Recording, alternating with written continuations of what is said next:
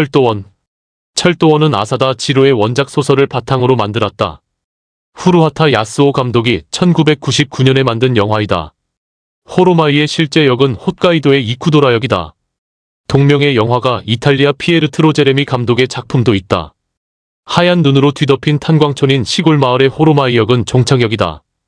이곳에 철도원 사토 오토마츠 타카구라 겐분가 역장이다. 평생을 철도원으로 살아온 그에게 이젠 정년까지 근무할 시간이 별로 남지 않았다. 타카구라 겐은 우리의 국민 배우 안성기와 비견되는 일본의 대표 배우이다. 눈이 내리는 속에서 열차를 기다리며 평생을 바친 직장 생활에 대한 회한에 휩싸인다. 17년 전 겨울 어느 날 철로 선로 위에서 철도를 점검하던 그에게 우윳빛 고운 얼굴의 아내 시즈에 오타케 신호 부분과 기쁜 마음으로 달려온다. 결혼한 지 17년 만에 그토록 고대하던 아이를 갖게 되었다는 소식을 전하기 위해서였다.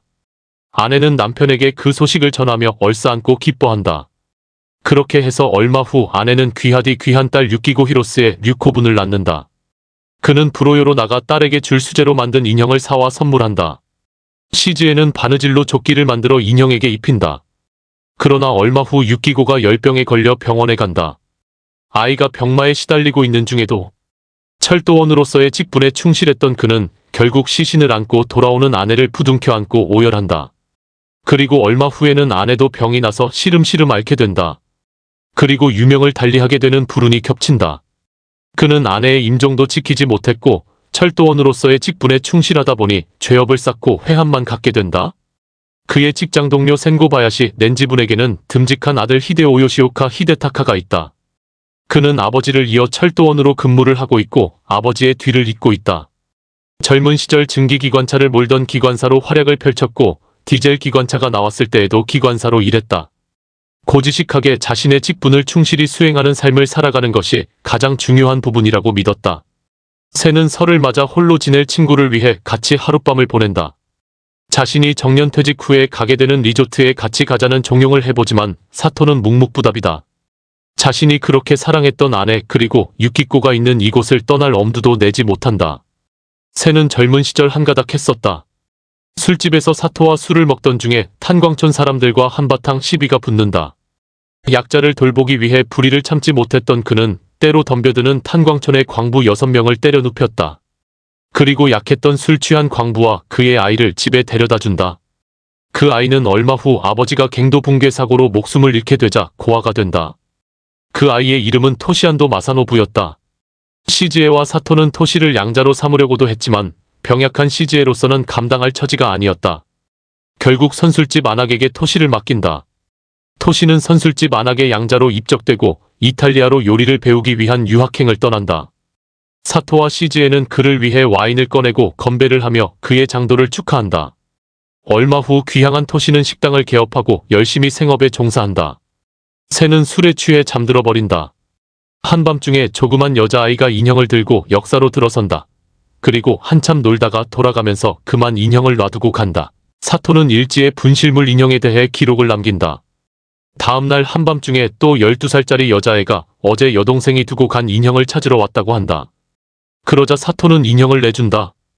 그러던 중에 아이는 화장실을 찾고 철도원은 화장실에 안내를 한다. 그리고 볼일을 보는 동안 망을 봐준다.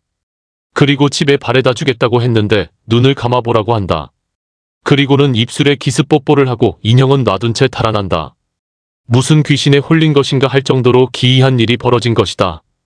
다음날 밤에는 고등학생쯤으로 보이는 장성한 여자아이가 찾아온다. 그녀는 철도원의 아내가 되는 꿈을 갖고 있었다. 철도원과 같이 철도와 관련된 갖가지 물건들을 살펴보고 신기해한다. 기관사들에게 주기 위해 만들어 놓은 단팥죽을 대접한다. 두 사람은 맛있게 단팥죽을 먹는다. 그러던 중 기차를 영접해야 하는 시간이 되고 그는 잠시 자리를 비운다. 출발 신호를 보내고 경례하고 호루라기를 불고 후두, 오케이 등의 사인을 보내고 나면 철도원으로서의 임무가 종료되는 것이다. 히데오는 아버지 친구인 사토에게 호로마이행의 패선을 얘기하고 안타까운 소식을 전하게 되어서 송구하다는 얘기를 전한다. 항상 역에서 자신들의 오고 감을 책임졌던 분에게 패선하게 되었다는 소식은 청천벽력 같은 것이었으리라. 아버지와 같이 가배어야 하는데 가보지 못한 데 대한 회한도 피력했다. 철도원으로서의 임무를 마치고 역사로 들어와 방으로 들어와 보니 유키코가 저녁밥을 지어 놓았다. 찌개가 보글보글 끓고 있었다. 기특해하고 맛있게 밥을 먹는 사토는 행복에 겨운 시간을 갖는다. 엊그제부터 계속해서 왔었던 아이들이 유키코가 살았더라면 겪었을 어린 시절, 유년 시절, 학창 시절을 보여주었다. 그러면서 그는 그녀가 유키코라는 것을 감지한다.